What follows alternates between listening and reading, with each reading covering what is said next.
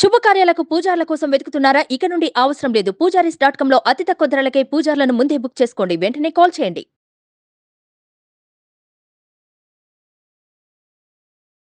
నమస్తే. ప్రస్తుతం మనతో ఉన్నారు ప్రముఖ ఆధ్యాత్మికవేత్త, ప్రముఖ జ్యోతిష్య వాస్తు పండితులు, అలానే పురాణ ఆగమ శాస్త్ర పండితులు ఉన్నారు సురేష్ శర్మ గారు. వారితో మాట్లాడదాం. నమస్కారం గురుగారు. ఆయుష్మతి తల్లి. గురుగారు, ఇప్పుడు మీరు దత్తాత్రేయ జయంతి గురించి చెప్పారు కదండి. ఆ స్వామి అనుగ్రహం పొందాలంటే అసలు మనం ఏ విధంగా చేస్తే మంచిదండి? మీకు తెలిసిన ప్రకారం దత్తత అంటే ఏంటి? అంటే తీసుకోవడం, ఏం దత్తత ఇచ్చేయడం. అంటే నీ కష్టాన్ని ఎవరికొరికి ఇచ్చేయాలి. అంటే ఇక్కడ భగవంతుడు లక్ష్మీదేవి కూడా నిన్ను అనుగ్రహించినప్పుడు ఆ దత్తుడే నీకు దత్తాత్రేయుడు. అత్రికి దత్తుడు దత్తాత్రేయుడు. త్రయం దత్తత్రయం.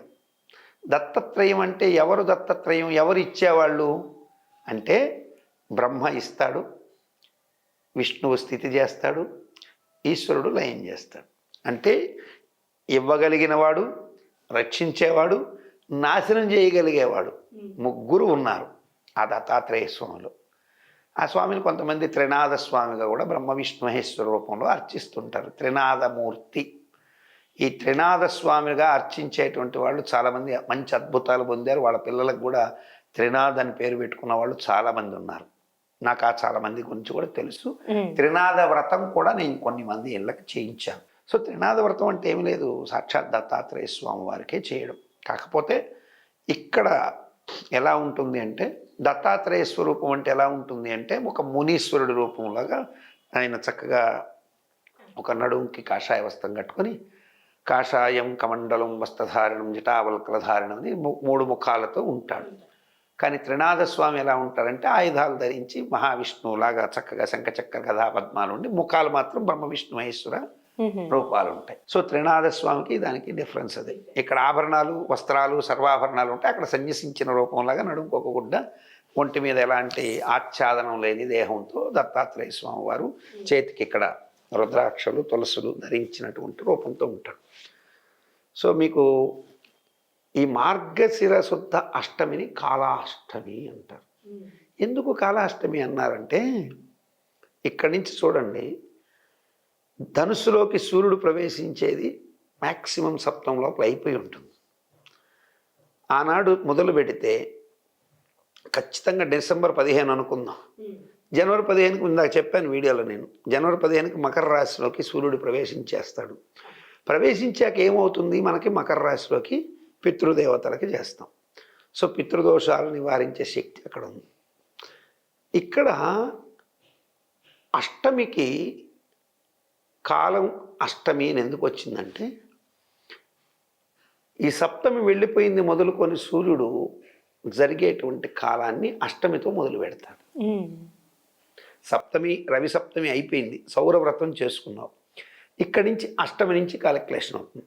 ఇప్పుడు మీరు మార్గశిర శుద్ధ అష్టమి నుంచి మొదలు పెడితే మార్గశిర శుద్ధ అష్టమి నుంచి పుష్యశుద్ధ సప్తమికి నెల అయిపోతుంది. పుష్యశుద్ధ సప్తమి ఇందాకే చెప్పాను నేను, పౌష్యలక్ష్మి పండగలు ఇంటికి వస్తాయి. అక్కడ మళ్ళీ మహాలక్ష్మి అనుగ్రహం ఇచ్చేందుకు సూర్యుడు మరొకసారి ప్రయత్నం చేసి అక్కడి నుంచి మరొక మాసం లోపల మళ్ళీ రథసప్తంకి అయనాన్ని, అంటే అయనము అంటే ప్రయాణం, ఉత్తరం నుంచి దక్షిణానికి మారుతాడు, దక్షిణం నుంచి ఉత్తరానికి మారుతాడు. దక్షిణం అంటే ఏమిటి అంటే ధర్మబద్ధమైన జీవితం గడుపుతూ కూడా చాలామంది అనుకుంటారు మేము చాలా ధర్మంగా బతుకుతామండి, అయినా కష్టాలు మాకే వస్తున్నాయి, నేను ఎవరికి హాని చేయము, మరి మాకు ధర్మంగా బతుకుతుంటే ఎక్కడుందండి ధర్మం? అధర్మమే కదా అంతా. అధర్మం ఉన్నవాడికే డబ్బు ఎక్కువ వస్తుంది, ధర్మం ఉన్న మాకంటే పాండవుల కంటే మనం ఏం గొప్పవాళ్ళం కాదు, శ్రీరామచంద్రుడి కంటే గొప్పవాళ్ళం కాదు, హరిశ్చంద్రుడి కంటే గొప్పవాళ్ళం కాదు. వాళ్ళకు వచ్చిన కష్టాలతో పోలిస్తే మన కష్టాలు చాలా తక్కువే. అయినా వాళ్ళ కష్టాలతో మనం కంపేర్ చేసి అంతటి కష్టమే అనుకున్నా నిన్ను రక్షించవలసిందే పర్యాయంతో సూర్యభగవానుడు.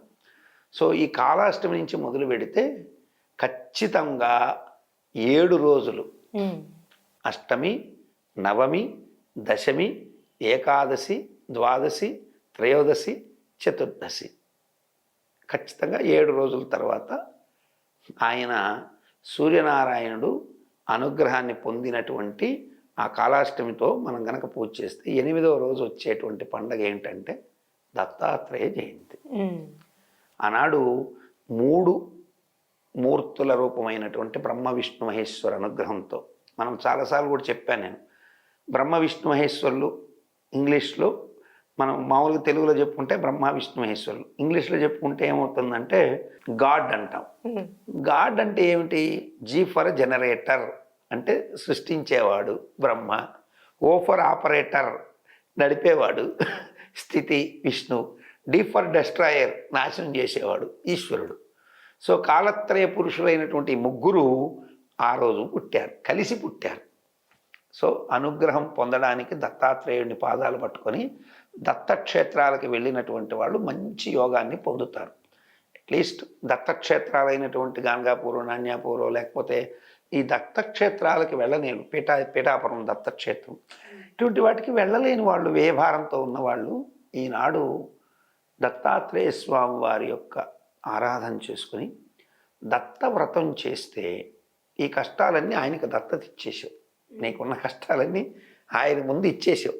నాకు తెలియదు, నేను అమ్మవారి పూజ చేసుకున్నా, ఈశ్వర అనుగ్రహం చేసినా నా కర్మ నశించలేదు, నీవే తప్ప ఇతపరం వెరుగ ఈశ్వర అని ఆ యొక్క గజేంద్రుడు ఎట్టయితే మహావిష్ణువుని గురించి ప్రార్థన చేసి నువ్వు పాదాలు పట్టాడు, లావొక్కింత యుదయదు ధైర్యం విలోలం వయ్య ప్రాణముల్ టావుల్ దప్పెన్, ఇవే తప్ప ఇతపరం వెరుగ కావమే సంరక్షించవే భద్రాత్మక అని ఆ యొక్క గజేంద్రుడు మహావిష్ణువుని వేడుకున్నట్టుగా, ఓ దత్తాత్రేయ అందరూ నీలోనే ఉన్నారు, గాడ్ అన్నప్పుడు నువ్వే.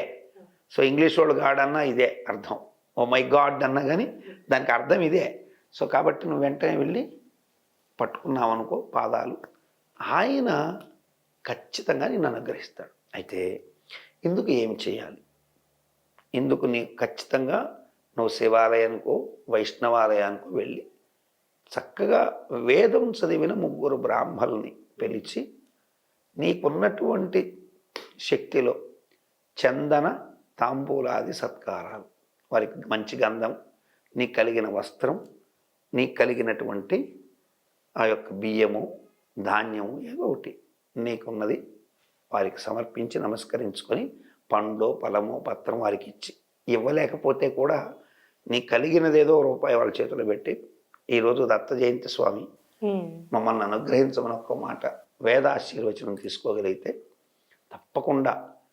ఇక్కడ కూడా చాలామంది ఉంటారు బ్రాహ్మలే, కొంతమంది కమర్షియల్గా ఉన్నారు కదా స్వామి, వాళ్ళు ఎంత కమర్షియల్ అయినా అవ్వచ్చు. మెడలో యజ్ఞోపవీతం వేసుకున్నటువంటి బ్రాహ్మణుడు నోట వచ్చే మంత్రం అయితే వేదమే. వాడు కమర్షియల్గా ఆలోచన ఉండొచ్చు కానీ మంత్రం అయితే కమర్షియల్ కాదు. మంత్రం అందరికీ ఒకటే ఉంటుంది, యూనివర్సల్గా మంత్రం ఒకటే, దేవుడు ఒక్కడే.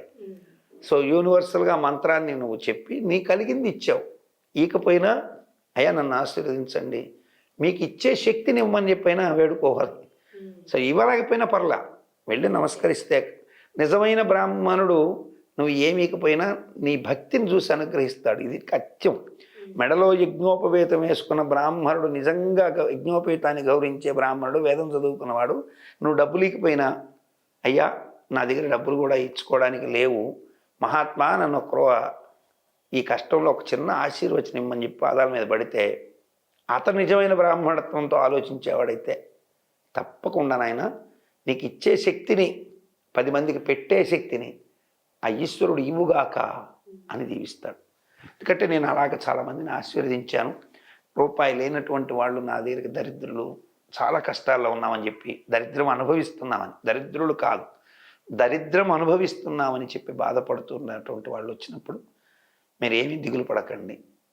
ప్రతి మనిషికి ఒక రోజు ఒక శుభం ప్రతిరోజు రాసి ఉంటాడు దేవుడు. ఆ శుభగడియలు మీకు వస్తాయి అని వారికి మానసికంగా ధైర్యం చెప్పి వారిని ఆశీర్వదించి పంపిస్తే, వారు ఒక శుభాన్ని పొంది మనం నిండు మనసుతో చెప్పినప్పుడు, వారికి నిండు మనసుతో ఈశ్వర అనుగ్రహం ఇచ్చినప్పుడు వారు ఖచ్చితంగా మళ్ళీ శుభాన్ని పొంది ఆ మరు సంవత్సరంలోనో ఆ పక్క నెలలో ఆ తర్వాత ఎప్పుడో ఒకసారి వచ్చి, స్వామి ఆ రోజు మా దగ్గర ఏమీ లేకపోయినా మీరు అనుగ్రహించారు, మాకు కలిగిన శక్తిని ఒక పండ్లు ఇచ్చిపోయేవాళ్ళు చాలామంది ఉన్నారు. ఈ అమ్మవారికి అటువంటి భక్తులు అశేషంగా ఉన్నారు, అనేక మంది ఉన్నారు. నేను వారందరూ అప్పుడప్పుడు వస్తుంటారు, వెళ్తుంటారు, వాళ్ళ పాటికి వాళ్ళు అమ్మవారి అనుగ్రహం పొందుతుంటారు. కాబట్టి అనుగ్రహం ఇచ్చేందుకు ఇది అవసరం లేదు. అనుగ్రహాన్ని నిజంగా ఇవ్వదలుచుకున్న బ్రాహ్మణుడు డబ్బులు ఆశించడు. కాబట్టి మనం అందరూ బ్రాహ్మణులు అలా ఉంటారు అని మనం లెక్క పెట్టం. దానికి తగిన వాళ్ళు ఉంటారు. మీ కర్మఫలం దొరికినప్పుడు ఖచ్చితంగా నీవు ఈ విధంగా సంకల్పం చేస్తే ఖచ్చితంగా అక్కడ దత్తాత్రేయుడే బ్రాహ్మణ రూపంలో వచ్చి వాడి నోట్లు నిజంగా కమర్షియల్ అయినా నిన్ను అనుగ్రహించడానికి వేద ఆశీర్వచనం ఇస్తాడు. వేదం ఎప్పుడైతే ఆశీర్వచనం ఇచ్చి పుత్ర పౌత్ర ధనధాన్యం అని అన్నాడో నీకు ఖచ్చితంగా అది ఫలిస్తుంది. ఫలించకుండా ఉండే ప్రశ్న ఉత్పన్నము కాదు, లేదు. కాబట్టి ఈ దత్త జయంతి రోజు దత్తాత్రేయ స్వామి వారిని ప్రాతకాలం లేచి నమస్కరించుకొని ఏదో నీకు కలిగిన దత్తాత్రేయ స్తోత్రాలని చెప్పుకొని చక్కగా శివాలయమో విష్ణాలయమో వెళ్ళి ఇలా ఒక బ్రాహ్మణ అనుగ్రహాన్ని పొందగలిగితే చాలు. ఇక నువ్వు వేరే ఏ ప్రయత్నమైనా చేయకూడదా గురువుగారు? దత్తాత్రేయ స్వామికి ఒక కొబ్బరికాయ కొట్టకూడదు, ఫలించదు. ఫలించదంటే అంతే, దాంట్లో మరలా కాంట్రవర్షన్ లేదు. ఇంకా బ్రాహ్మణుడే అనుగ్రహించాలి అంటే ఆ బ్రాహ్మణుడి రూపంలోనే అనుగ్రహిస్తానని ఆయనే చెప్పాడు దత్తుడు. సో బ్రాహ్మణ రూపంలో వేదాన్ని ఔపాసన పట్టిన బ్రాహ్మణుడి రూపంలో ఆశీర్వాదం, చక్కగా బ్రాహ్మణ ఆశీర్వాదం తీసుకోవచ్చు. ఎవరైనా అటువంటి అనుగ్రహం మేము పొందలేమనుకుంటే నేను సుమన్ టీవీ వారికి ఇంకొకటి కూడా చెప్తున్నా, ఆ దత్త జయంతి రోజు మీరు ఎవరైనా సంప్రదించగలరు. నేను ఖచ్చితంగా అటువంటి ఆశీర్వాదాన్ని ఒక్క రూపాయి కూడా లేకుండా చక్కగా ఇవ్వగలను. బై ఫోన్ అయినా తీసుకోవచ్చు ఆశీర్వచనం, డైరెక్ట్గా వచ్చైనా ఆశీర్వాదం తీసుకోవచ్చు. దానికి ఏదో రూపాయి నేనే వారికి వచ్చిన వాడికి నేనే ఒక పండు చక్కగా ప్రసాదం కూడా ఇస్తాను, హాయిగా తిని వెళ్ళచ్చు. ఆ దత్త జయంతి రోజు మన అమ్మవారి దగ్గర నుంచి వారికి ఆశీర్వాదం అయితే నేను ఖచ్చితంగా ఇస్తాను. వారు ఎంతమంది వచ్చినా ఇస్తాను. 1,00,000 మంది వచ్చారు అనుకుందాం, ఫ్రీగా ఆశీర్వచనం, నాకేం ఇబ్బంది లేదు. కానీ ఈ వీధిలో వాళ్ళు ట్రాఫిక్లో ఇబ్బంది పడకుండా వచ్చి నమస్కరించుకొని చక్కగా వెళ్ళు. ఒక సమయ పాలన చూసుకొని వాళ్ళకి నేను రమ్మన్నానని చెప్పేసి వేల తరబడి వస్తే నేనున్న అద్దె గృహ యజమాని బాధపడతాడు, ఈ వీధిలో ఉన్నవాళ్ళు బాధపడతారు. ఒక్క రోజులో నన్ను ఫెమిలియర్ చేసేసి మళ్ళీ నాకు ఇబ్బందులు తెచ్చిపెడతారు. కాబట్టి నిజంగా కష్టాలున్న మాత్రం రండి. కష్టాలు లేని వాళ్ళు మాత్రం మాకేదో చిన్న చిన్న కష్టాలు ఉంటే వాటికి నిజంగా కూటికి లేదు బాధపడుతున్నాం అనుకున్న వాళ్ళకి మాత్రం ఆ భగవద్ అనుగ్రహాన్ని నేను ఫోన్లో కూడా ఇస్తాను. మన నంబర్లు ఉంటాయి కాబట్టి ఆశీర్వచనం తీసుకోవచ్చు. సుమన్ టీవీ ప్రేక్షకులకు అటువంటి సౌలభ్యాన్ని నేను తప్పకుండా ఎప్పుడు ఇవ్వడానికి సిద్ధంగానే ఉంటాను. చాలా చక్కగా తెలియజేస్తారు గురుగారు, ధన్యవాదాలు.